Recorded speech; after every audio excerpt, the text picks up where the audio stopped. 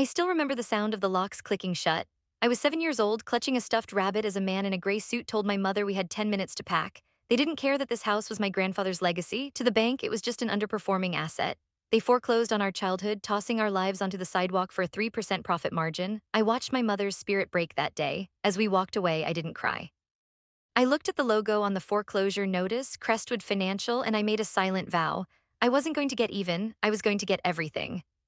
A decade-long corporate infiltration doesn't happen overnight, it's a surgical operation. While the world saw a girl from a broken home, the data saw a predator. I worked 3 jobs to put myself through the best financial schools. I learned their language, the cold dialect of hostile takeovers and equity swaps. I spent years in the shadows of their competitors, building a shadow firm that bought their debt while they were busy celebrating their bonuses. I tracked every foreclosure they signed, every family they displaced. Every cent they stole from the vulnerable became a brick in the fortress I was building to crush them. 20 years to the day, I walked into the Crestwood headquarters.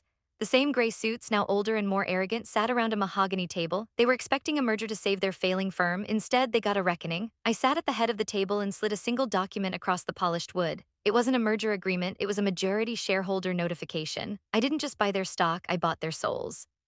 The look on the CEO's face when he realized the displaced girl from the West Side now owned his penthouse.